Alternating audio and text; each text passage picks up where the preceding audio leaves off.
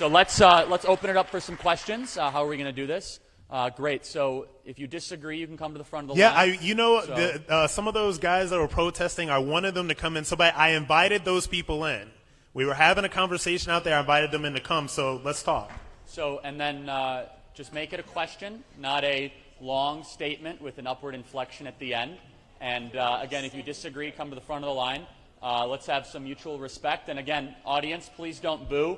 If you hear something you don't like, we're not the left. We're not going to shout people down. We're going to have a discussion of ideas. And are we ready to get started? Okay, let's get started.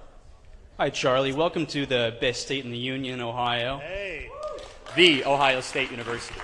So my question is, if the president were to enact a policy that would completely benefit the United States and her citizens, but to the detriment of Israel, would you support it, yes or no? Well, that's a false choice. Thank you for being here. I get a lot of questions about Israel in the last week. I will not apologize for my defense of our greatest ally in the Middle East. I will not apologize for the fact that I defend Israel against its critics both domestically and abroad. And I'm always just very puzzled at times when I get the amount of attention that is on the only democracy in the Middle East, the only place where all three monotheistic religions are allowed to peacefully visit their religious sites, the place that has respect for human rights, the place that the Knesset has representation for all three monotheistic religions, something that does not exist all throughout the Middle East. Not to mention the only pro-gay place in the Middle East, by the way. Yeah, so Rob, let's talk about that. How would most Middle Eastern countries treat you if they found out you were gay? Let's see. They can be like Iran, and they can force gay men to transition into women. They can be like other places in the Middle East where they stone gays to death in the streets, and they throw us off rooftops. And these are very real things that continue to happen. And so when I hear those criticisms of being pro-Israel that are coming from the left, that's really shocking to me. And this is why I call it the intersectionality cult, and this is why I say that intersectionality makes zero sense, because you have so many criticisms coming to Israel from the left, and Israel is the most pro-gay place in the Middle East. It is the only place where gays can be, it is the only place where gays can be open to be who they are without fear of being murdered for their sexual orientation. And then to just answer your hypothetical that has no concrete example to this day, if any country would ever support a position that would be against our own interest, I would not support that. However, time and time again, Israel, and Rob, can you second this? They helped you when you were a veteran in Iraq with intelligence, supply lines, medical assistance. Absolutely. When you were there. And so they stood side by side our efforts, and look, I was against the Iraq War, but I am glad that they helped you, when our servicemen and women went overseas there. And so I'm answering your, unlikely hypothetical with that answer, and I'll say this as final. I wish that the amount of attention on college campuses, there was 0.1% of the attention on other countries in the Middle East that Israel seems to always get, the only democracy, the only free enterprise country, and the country that most supports values that are closest to America. So yes. Thank you so much for your question. We appreciate you being here tonight. So thank you so much. Thank you. We'll go to the next question. Thank you. Yeah. Hi, this is for Kirk. Okay. I watched the debate you had with Kalinske over the weekend. Oh, you were just outside. I was, yeah. Okay, great. Welcome. Thank you. So I had two quick questions, and I will try to make them brief. So the first one, we were talking about the taxes, and Kalinske brought up that he asked maybe rhetorically why the tax cuts for the working class weren't permanent. And you said Republicans in Congress tried to make the tax cuts permanent, and the Democrats objected to it. They filibustered it, and they never allowed it to happen. Right. So I looked it up afterwards, and it went through budget reconciliation. So it wasn't possible for it to be filibustered, and so the Democrats actually had no power to make those tax cuts temporary, and instead of the corporate tax cuts. And so you're technically correct. A So better word my than question filibuster is should not have been trying. they killed it. My question is not trying to be like. That's a very technical question, but you're correct. I should have said they killed it. They didn't filibuster it. You're technically correct. Okay. So I concede that point. Okay. So why would, if the Democrats had no power to make them? No, but they did in the House. So it's been reintroduced in this House of Representatives, and the Democrat House hasn't passed it. Nancy Pelosi. They don't. It was passed before the 2018 elections. The 2017 tax bill was passed before the. No, okay, I totally agree with you on this. Again, this is going over the heads of 90%. Super technical, okay. but let me explain it to the audience. Okay, here's what happened. Big tax cut passed in 2017, and there were some tax cuts that were permanent and some that were not permanent. My stance is that all the tax cuts, including the middle-class tax cuts, should have been permanent. It was a mistake not to make the middle-class tax cuts permanent. So let me finish. Okay. So then, to fix that mistake, the Republicans in Congress reintroduced a bill that failed. Some Republicans voted against it. A lot of Democrats voted against it to try to make those middle-class tax cuts permanent. It is my stance that those tax cuts should be permanent. Perfect. So my question is, why would the Republicans not make them permanent in the first place and try to rely on the Democrats? Why did the Republicans? There was some. That's a great question. I don't support it. May I please finish? Why did the Republicans? I can't speak for why the Republicans do what they do. So okay, you're a political figure. Could okay, you how about this? Why didn't any Democrats? Do you? I mean, you know, one of the biggest things that annoys me is when you have to. It's not a question. You're giving a speech with an upward inflection. The thing. So here's the thing, and let me jump in right now. What really irritates me is when you are forced to answer for every single thing some Republican somewhere said or did. I get annoyed by that. So let me speculate. Okay, so let me speculate. May I answer that? May I please stage the question? No, you can't answer. You've been staging the question for like 10 minutes. The question. May I please stage the question? All right, let me finish, and we'll go to the next question. No, I haven't even posed. Look, there's a 100-person. There's a 100-person line. If you would let me pose the question, So you could answer allow me to answer your question. You don't even know what my question is. Because it took you 10 minutes to get there. I'm literally reading it right now. Okay, we're going to go to the next question. Here's the thing. 0 Democrats voted for the largest tax cut in American history. I don't know why no Democrats This did isn't that. a safe space. This is cool. If you wanted to ask the question, get it together. You've been here for 10 minutes, dude. Move on. I'm sorry. Like, we will sit here and answer every question you have, but get the question ready when you come up here, bro. I literally have the question. Let's Next go. question. Next Thank question. you so much. I swear I think will you be need to find much one. more Be quick, straight to the I will. Somebody outside a protester was asking about the term culture war. It's got a long history, started late 1800s, Otto von Bismarck, Kulturkampf. In the late 1990s, mid-1990s, it was reclaimed by conservatives, one of those being E. Michael Jones, who actually started this magazine, Culture Wars magazine, and because of his fantastic work, we now understand. Thank you. Give it up. Because of E. Michael Jones' groundbreaking work, we now understand that sexual liberation is political control. It's a form of political control. And you have multiple times advocated on behalf of accepting homosexuality, accepting homosexual acts as normative in the conservative movement. How does anal sex help us win the culture war? I'm going to let the gay man answer Wait a minute. So can I ask you a question? Can you have the balls to ask the gay man on the stage that question and don't defer to him? Ask me that question. I will answer you that question. I'm gonna answer you. You already asked the question, so I'm gonna answer that question. I'm gonna ask you that question.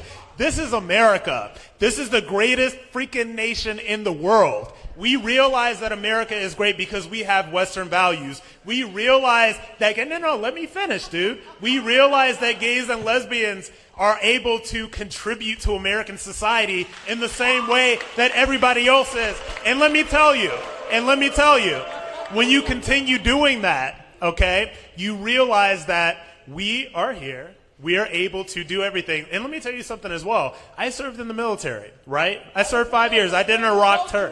What's up? How does homosexual sex help us win the culture war? Who said homosexual sex helps you win the culture war? That's the question that I'm asking. Why are you promoting it? Well, it's a BS question, and you know it is. It's a question that is not it's not a good faith question. So I'm going to be honest. It's not a good faith question. Rob, honestly, I don't care what 2 consenting adults do. So that's the whole thing. And your hyper focus on it is kind of weird. Thanks for being here. You seem to be really interested in gay sex. I'm pretty sure if you're into that, you can go find somebody to do it with. I don't know, maybe Next question. Thank you so much. Thank you, sir. Hi, Mr. Kirk. And wait a minute, let me, this is my first culture war, so I want to say that I have to make a statement, and I'm not here to tell anybody what to think or what to believe, but for me, somebody like that doesn't really have any place in the conservative movement because it's something that is so behind the times. And you can boo and you can do whatever you want to, baby, because I'm going to be me, and I'm still here. Next question. What's the question? My question is largely directed to Mr. Kirk because you were raised as a conservative. Part of the issue I see here is, what's your name, Rob? Yeah. So you're saying, oh, you're behind the times, this isn't conservative. Well, we don't want centrists in the conservative movement. We want to retain our core values. Yeah, but here's the thing. We don't want drag. But here's the thing. It's not about what you want, because here's the thing. The beauty about social media is that I can be me and I can bring myself to the table. And it's not about what you want, it's about what the people want. And if there are enough people in this movement that say, hey, Rob is cool, he's gay, whatever, it really doesn't matter what you think. You can say whatever you want and you can believe whatever you want to believe. Let me ask my question. But it's not going to stop me from doing what I'm doing. And it's not going to deplatform me. So my question is, again, it's directed to Mr. Kirk because he was raised as a conservative. As the guy before has said, you've advocated for homosexuality, said that there's a place for the gay agenda within the conservative movement. My question is, and you're also comfortable with transgenders and cross-dressers, I understand.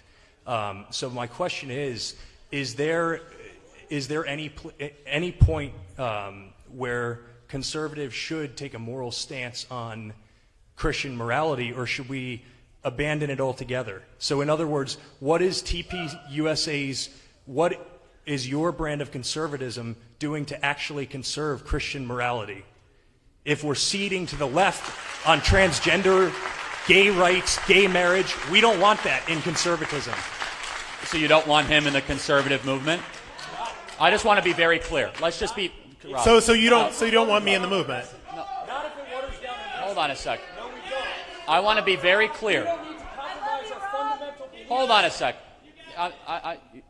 You're bringing some very charged language. I'm going to try to calm down the temperature in the room, so I can try to rationally understand an irrational position. Why should we Let me finish. compromise our fundamental beliefs? Let me finish. So, I'm a Christian. I believe the Bible is the greatest book ever to exist in the history of the world, and I believe Rob Smith has decency and dignity as an individual in the United States of America. Hold on a second. We're not a theocracy. We never have been. And you know what? And wait a minute. Let me hop in here. Hold on, because I'm in it. He's addressing me. Yeah. The thing that I don't understand. Well, I'm addressing you. How about that? You don't even have the courage to address the gay man on stage. So the problem that I have with as somebody that is a gay Christian, and this is the problem that I have. Because my relationship with God and coming back into the church over the past year and a half is one of the greatest gifts that has been given to me in terms of being in this movement. So my question to everybody who tries to say that, oh, you shouldn't be, Christian because you're gay. Why are you trying to turn people away from God? So if you love God, and Christianity is so right, because I do love God, so why would you be trying to turn me away? Why would you be trying to turn me away from God? So we're going to get to another thing, and one thing that I don't do, question. And one thing that I don't do is that there is no man that is of this earth that is going to tell me what God has for me and how much God loves me. So goodbye. Thank you for the question. Thank you. Next question. Thank you. Holy shit, that was homophobic. Sorry about that, Rob. Don't ever apologize for ignorance, dude. Well, I'm not a conservative, so this is probably something you're going to have to get used to. Before you answer your question, this is the first time we've gotten that kind of flow of whatever the heck that was. So continue. So my point's going to be centered around on capitalism and its relationship to immigration. For the record, am not a conservative. I'm a revolutionary socialist, anarchist communist, to be precise, which is much further left than Hillary Clinton. And if you ever want to debate with a real leftist, I'd be happy to debate anybody in Turning Point. But my point is, Venezuela, we don't consider communist. It's state capitalist. But I'd Guys, like to stop ask- interrupting the questioner. So my point is, you sit there and you call al-Baghdadi the greatest terrorist or the greatest genocidal maniac in the world, right? While ignoring He the was. United States' historical role in the exploitation and the genocide of the indigenous peoples that lived here and the conditions that we consistently subject African American communities to, which I know what you're going to do. You're going to point it to Democrats. Yeah, the Democrats suck, by the way. I don't like the Democrats either. Like if Joe Biden and Hillary Clinton is about as far left as you go, you need to keep going. Don't go the other way. But my point being is, how can you ignore the contradictions within capitalism and its exploitation of indigenous peoples and its exploitation of labor and its exploitation of its ecological dislocations, while at the same time criticizing religious fundamentalists who should be criticized, while ignoring the genocidal behavior of the United States, the largest empire to ever exist? And those relationships can be proven through our my name is Jorge, so that can be proven through our relationships with South America via the way that Okay. we've developed South America Thank through you. NAFTA Okay, and CAFTA. I think I got where you're coming from. So there was a lot there. First of all, America's definitely made mistakes in our history. The Vietnam War was a mistake. The Iraq War was a mistake.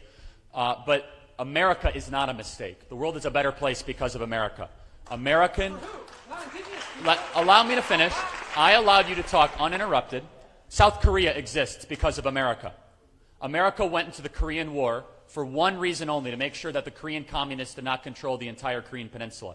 Tens of thousands of Americans died, so now that tens of millions South Koreans can live free. If we did not get involved in the Korean War, which people would say was empire building, but guess what? We gave the entire country back to the South Koreans, and they are a free, Western-centered, neoliberal democracy that is an amazing, beautiful country thanks to American interventionism. Now, mind you, America has made plenty of mistakes. I am not an apologist for every decision that America has made in the history of our country.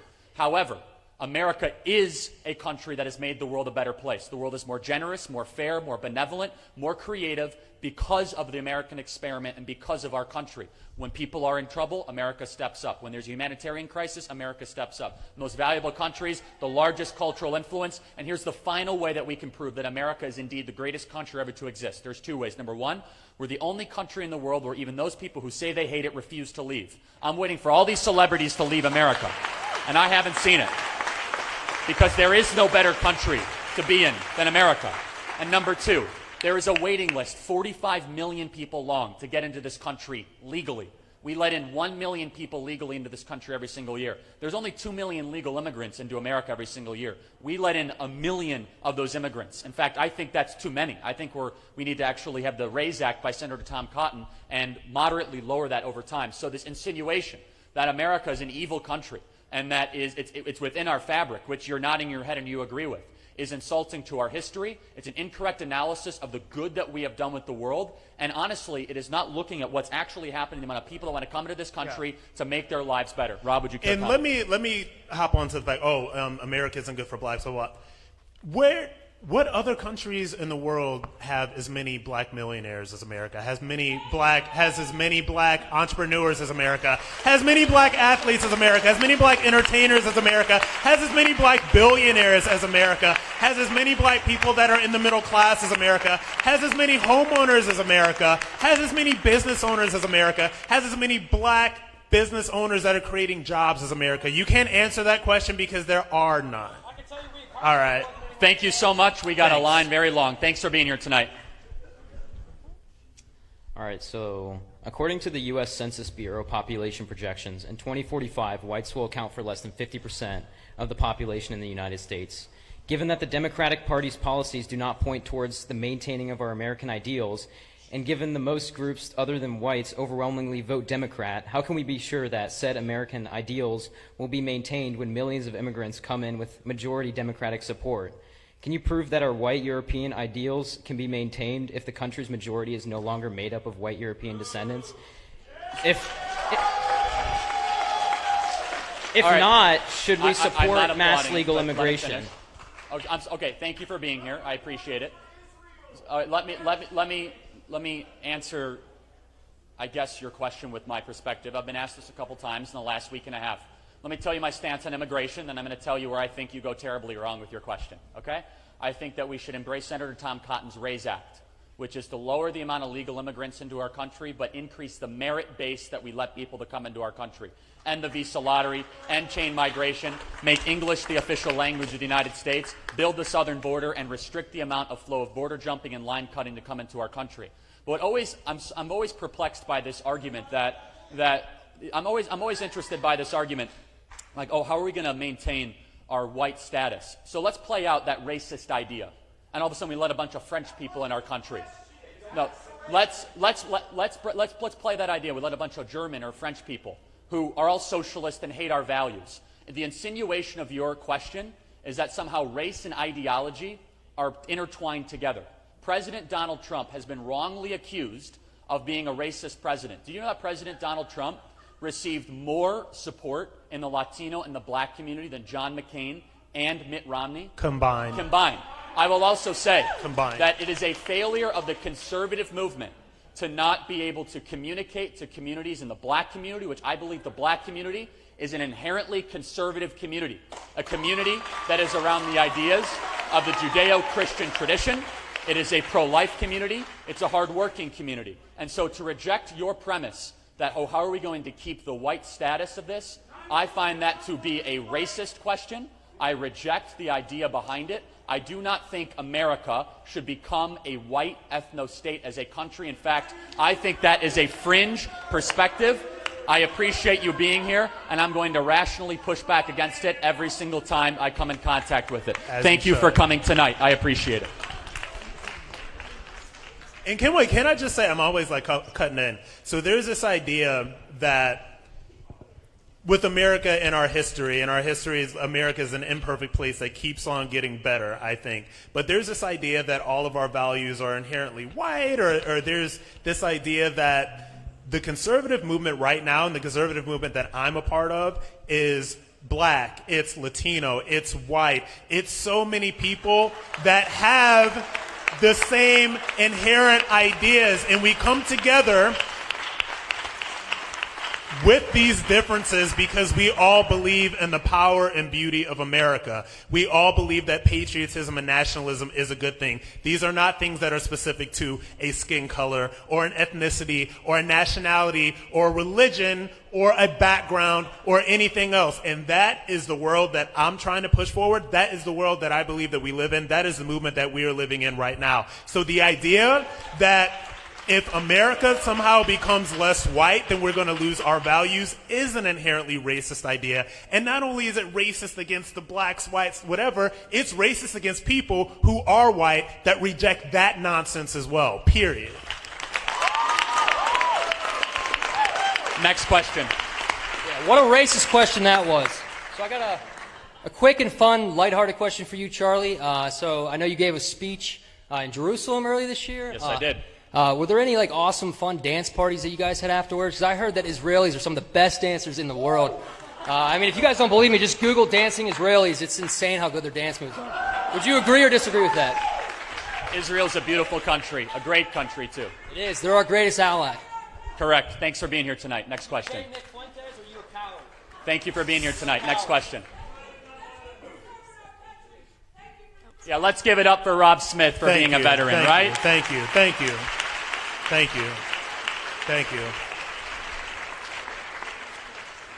That's why I don't get bothered by the trolls. Like, what? I got bullets whizzing by my face in a rock, and you think like a troll is gonna shake me? I'm serious. Yeah, I'm a little sick, so I'm sorry about my voice. But I have two quick questions, very quick. Do you believe in free speech? Absolutely. Well, look, I believe every individual has freedom of speech, but also part of freedom of speech is you have the freedom to associate with who you want to associate with. You can say, I want to listen to certain things, I don't want to listen to certain things, as an individual. And I believe the solution to hate speech is more speech.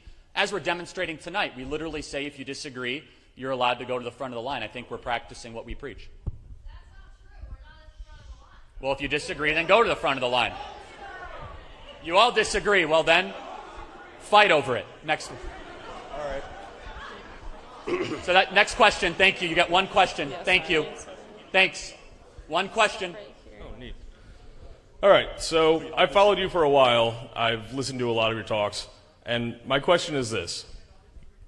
given that your interpretation of traditional conservative values stems from 1965 on immigration and 2015 on race, I'd like to know, how long do we have to wait until child drag shows are pushed as American traditional conservatism? Let me answer. I'm going to answer that question.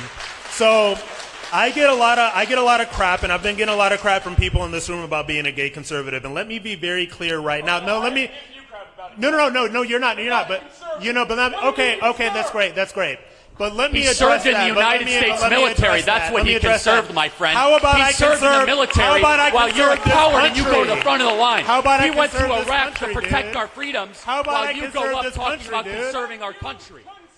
Your freedoms when I was fighting in Iraq for you. How about that? Is that a good enough answer about what I conserve? So let me be clear, because I want to address what he's saying, because I think that there's a valid point in what he's saying, even though what he's saying is crap. So there's this idea that there's a lot of crap going on in the far, I call it the LGBT alphabet soup left, that myself as a gay conservative is like pushing back on. The child drag queen stuff is garbage, okay? The drag kid stuff is garbage. Trans kids is garbage, okay? And so I get crap from the right for being a quote-unquote fake conservative, and I get crap from the left when I stand up against that stuff and say that we need to calm that stuff down, because it is not doing anything for America. As a matter of fact, I think that child drag queens and I think that trans kids, quote-unquote, are destructive to the fabric of this country. I absolutely believe that.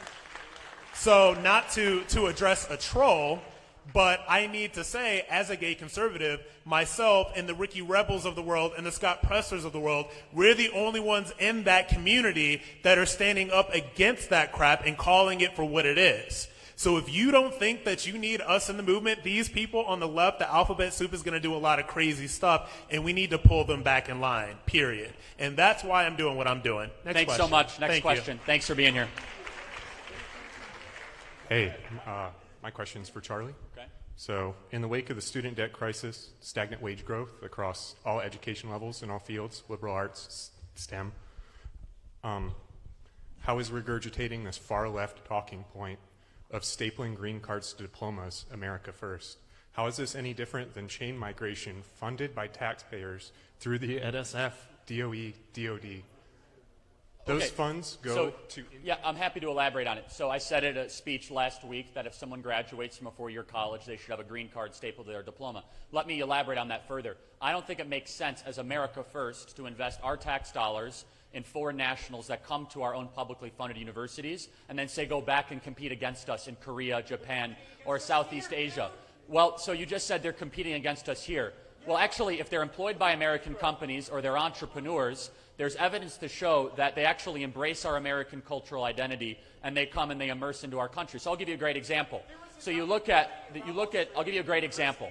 This same sort of skepticism, the same sort of hostility was given towards Asians in the 1940s and 50s. Asians have been one of the most productive, one of the most amazing communities, least likely to commit crimes, most contributing communities to our country, including Indian Americans, people from Southeast Asia. And so I will say this. Look, I'll nuance it even further. And a green card is not citizenship. I did not say citizenship. There's a huge difference there. But if you graduate from Stanford, MIT, Yale, and you're able to find a job that needs to be filled by an American employer, then yes, I do believe you should be given temporary residency to be able to fill that job. And guess what? You pay taxes. You're within the system. I'll say this. I believe in lowering the amount of legal immigrants. I believe in eliminating chain migration. I believe in ending the visa lottery, making English the official language of the United States, building the wall, enforcing our laws, and also allowing ICE to go into our inner cities to go after lawbreakers, as well as ending sanctuary cities. Sanctuary cities are one of the worst things that we allow to happen in our country, where lawlessness happens every single day. Thank you for your question. I appreciate you being here. Hi, Charlie. So I saw and enjoyed your debate at Politicon with Kyle Klinsky over the weekend. And you said during the debate that the free speech police are telling people that they can no longer say certain things. Yet, as you were saying that, you had actual police prevent someone from merely watching the debate. Nick Fuentes. And there was no evidence that he was going to be disruptive or break the rules. But now Nick has some pretty important views that I strongly disagree with. But you say socialism is the most evil and I have to deadly interrupt. ideology. Somebody told me that the police did something. That wasn't my event this weekend. I'm not really sure what you're talking about. I'm getting all these messages that said I kicked somebody out. What do you mean? Well, he was so there were multiple times when he went up to, he was in a line to take a picture with you, and then he was barred from taking a picture with you, and then he was barred specifically from your event. He was told that he Is could this just the internet troll? I'm confused who you're talking about. Who are these people? Who are you? No, I want to be sure that is this the internet troll that is the guy that believes in white ethno-nationalism or? Yes. Oh, okay. I just want to make sure, because there was a guy that infiltrated our booth at Politicon that security came up to us and they said, we're not allowing this guy at the event. Maybe that's what you're talking about. Because there's a guy that infiltrated our booth, and then the Politicon security, an event that I don't run, they came up to me and they said, this guy made a little disruption. But I want to clear this up, because I'm getting messages about something I'm not totally clear on. So yeah, yeah. If you. No, he's got a lot of fangirls in here tonight, huh? I mean, you debate socialists and you say socialism is the most deadly ideology. Why not? If you're saying that socialism is the most dangerous, why not debate someone like Nick and get his bad ideas out of the Well, the I think culture? I've been debating a lot of his bad ideas here tonight quite well. So thank you very much for being here tonight. I appreciate it.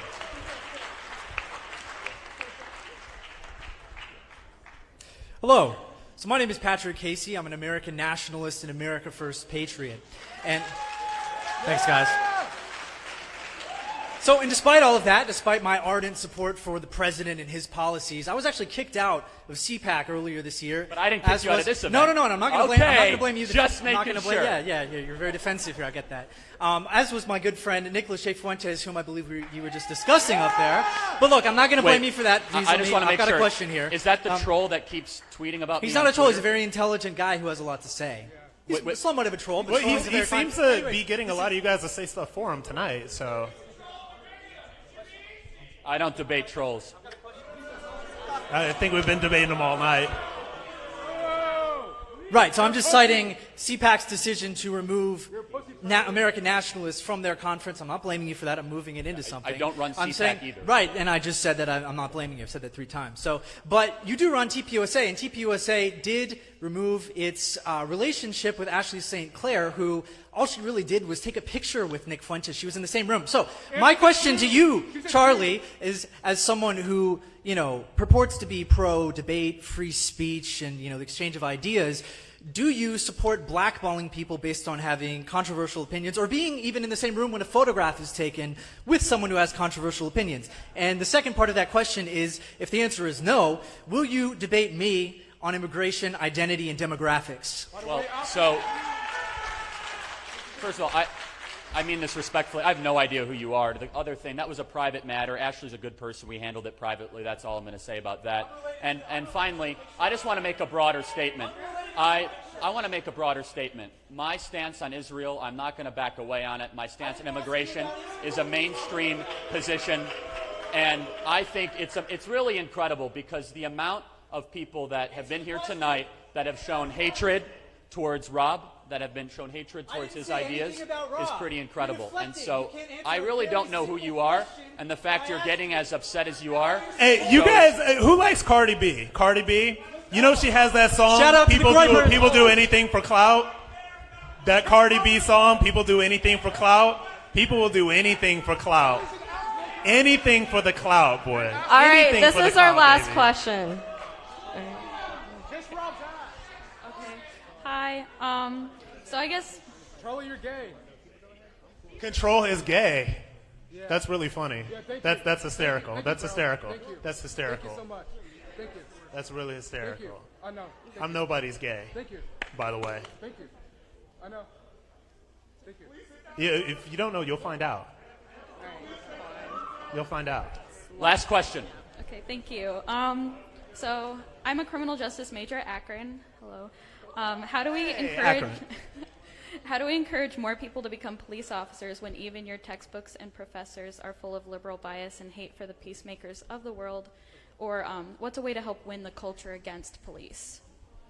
Look, I mean, the hatred towards our police officers is unbelievable. We should give it up for our police officers, by the way. They're absolutely amazing. They do a great job. Thank you, guys. It's really terrific. And there's so many, the war on police is ongoing. It's misrepresented by studies that are ridiculous and garbage. And so I think that, look, we need more people to become police officers. And Rob, you can comment on this. Yeah.